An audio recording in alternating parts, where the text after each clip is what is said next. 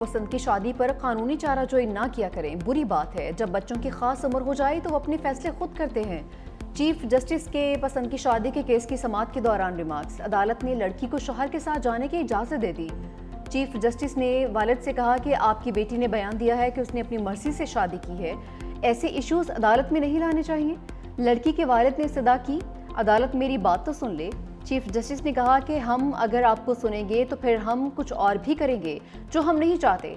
Chief justice ने लड़कियों से कहा कि आप बेटियां हैं, वालिद ने केस किया है तो इसका ये मतलब नहीं कि राबिता मुनक़िता कर दिया जाए। जो हो गया सो हो गया।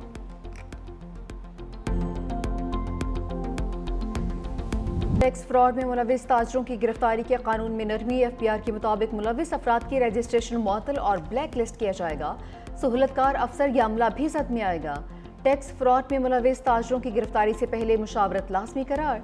मशकूक, जाली या फ्लाइंग इनवाइसेस में मुलविस अफराद की जांच पड़ताल भी की जाएगी।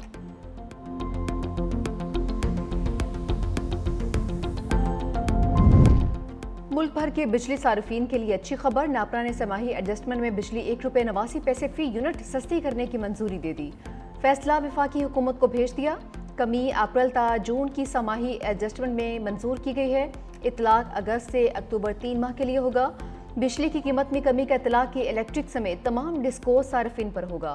नेपरा ने जून की फ्यूल कॉस्ट एडजस्टमेंट कीमत में भी 77 पैसे फी यूनिट कमी कर दी।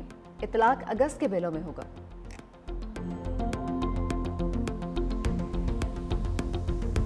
कराची में एक और होलनाक आग। लांडी में 5 मंजिला फैक्ट्री को 7 घंटे तक लपेट में लिए रखा। पूरी इमारत जमी बोस। 7 अफराद जख्मी। इतराफ की 3 फैक्ट्रियां भी शोरों की जद में आ गईं। एक बिल्डिंग में गैस सिलेंडर की बड़ी तादाद भी मौजूद थी। फायर ब्रिगेड की 20 गाड़ियों और 2 स्नार्कल्स की मदद से काबू पा लिया गया। कूलिंग का अमल जारी है। मलबा हटाने में 2 से 3 रोज लगेंगे। वजीर आला सिंध सैयद मुराद अली शाह का नोटिस। इमदादी कार्रवाइयां तेज करने की हिदायत।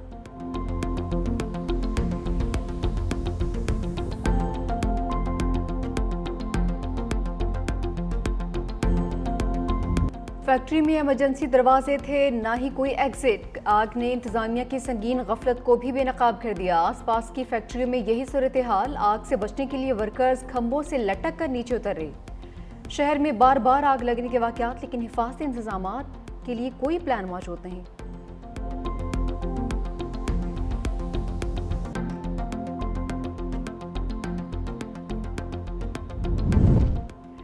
पाक भारत जंग बंदी बिलावल भुट्टो ने अमरीकी सदर का किरदार नाकाबिल फरामोश करार दिया। नोबेल इनाम का हकदार करार दे दिया। अमरीकी नेशनल सिक्योरिटी काउंसिल के सीनियर डायरेक्टर से मुलाकात में चेयरमैन पीपल्स पार्टी ने हालिया तजारती मुआहदों का खैर मकदम किया। कहा, मुआहदे खित्ते में तरक्की और खुशहाली का नया बाब खोल सकते हैं। पाकिस्तान आलमी बिरादरी के साथ तजारती ताउन बढ़ाने का ख्वाहां है। मुलाकात में खातून अव्वल आसिफा भुट्टो, सेनेटर शेरी रहमान और अमरीकी नाज़िम उल उमूर भी शरीक थे।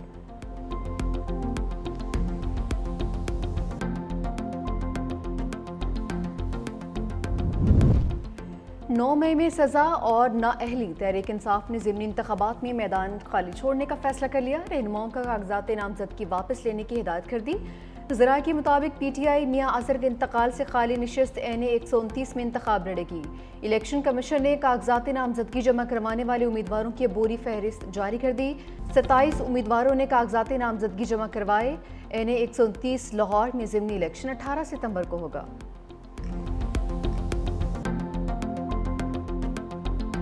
कॉम्प्रोमाइज का लफ्ज़ हमारी डिक्शनरी में नहीं है। अरकान ने करोड़ों रुपए ठुकरा दिए। चेयरमैन तहरीक इंसाफ बैरिस्टर गोहर की पार्लियामेंट के बाहर गुफ्तगू। कहा कि जिनके बच्चे, घर, कारोबार सब मुतासिर हुए वो आज भी पार्टी के साथ खड़े हैं। केसेस खत्म करवाने और मरात लेने वालों से हमारा रास्ता अलग है। पार्लियामेंट का मैदान खाली नहीं छोड़ा। इलेक्शन हमसे चुराए गए हैं, मगर हमने फिर भी हार नहीं मानी। ज़िमनी इलेक्शन में हिस्सा लेने के हवाले से पहले बानी PTI के साथ बात करेंगे।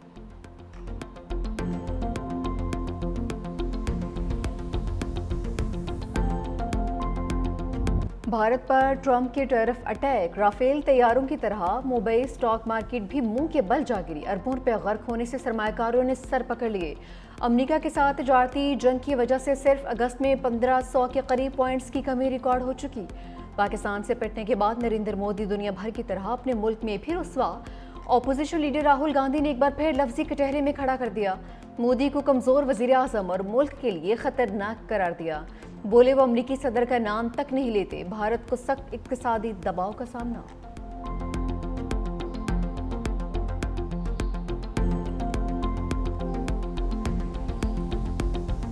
ट्रंप की जानिब से मुख्तलिफ ममालिक पर जवाबी टैरिफ नाफिज। चीन के लिए 12 अगस्त की डेडलाइन। जिन ममालिक से अमरीका को तजारती फ़ायदा है उन पर 10% टैरिफ लागू होगा। जिन ममालिक से तजारती खिसारा है उन पर 15% टैरिफ लगेगा। 26 ममालिक पर 15% से ज़्यादा टैरिफ लगेगा। पाकिस्तान 19, बांग्लादेश 20, इराक पर 35% टैक्स आयद, शाम 41, म्यांमार 40, ब्राज़ील पर 50% टैरिफ लागू होगा।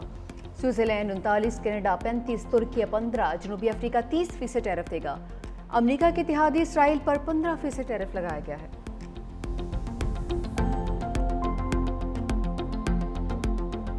ट्रंप और पुतिन का मुलाकात पर इत्तफाक। अमरीकी मीडिया के मुताबिक अमरीकी और रूसी सदरों में मुलाकात अगले हफ्ते होगी।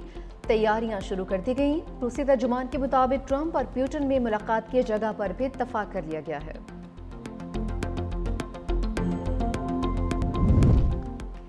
मशरिक़ वस्ता के तमाम ममालिक अब्राहम मुआहदे में शामिल हों। अमरीकी सदर डोनाल्ड ट्रंप की अपील।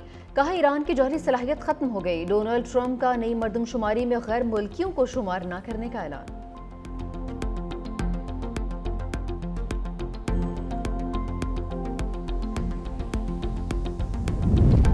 रोम में इतालवी अरकान पार्लियामेंट का फ़लस्तीनियों से जारी यकजहती का मुनफरद अंदाज। इतालवी पार्लियामेंट में 5 स्टार मूवमेंट के अरकान फ़लस्तीनी परचम के रंगों में मलबूस होकर इजलास में शरीक हुए।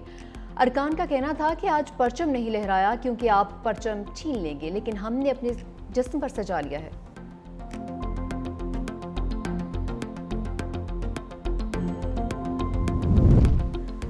फ्रांस के जंगलात में लगी आग बेकाबू बेरहम शोलों ने 39,000 एकड़ रकबे पर फैले जंगलात को जला कर राख कर दिया। एक शख्स हलाक और 9 जख्मी, मुतअद्दिद अफराद लापता। 2000 से ज़ायद फायर फाइटर्स आग पर काबू पाने में मसरूफ। फ्रांसीसी हुकाम ने आतिशज़दगी को 80 साल तारीख का बदतरीन वाक़या करार दिया है। इस्राईली वज़ीर-ए-आज़म नेतन्याहू का गजा पर मुकम्मल कंट्रोल करने का ऐलान। इस्राईल गजा का मुकम्मल कंट्रोल हासिल करना चाहता है, हमास का खात्मा चाहते हैं और फ़लस्तीनी अवाम को आज़ाद करना चाहते हैं। हम गजा पर हुकूमत नहीं करना चाहते, सिर्फ सिक्योरिटी जोन चाहते हैं।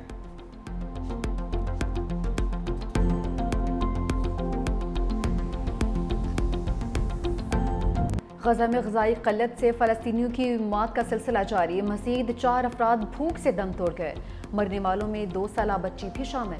फ़लस्तीनी वज़ारत से सेहत के मुताबिक ग़ज़ाई क़ल्लत से मौत की तादाद 197 हो चुकी, जिसमें 96 बच्चे भी शामिल हैं। अक़वाम मुत्तहिदा का कहना है कि इसराइल की जानिब से गजा की नाकाबंदी के बायस खुराक की कमी शिद्दत इख्तियार कर चुकी है। 100 से ज़ायद नौमौलूद की जिंदगियाँ भी खतरात में हैं।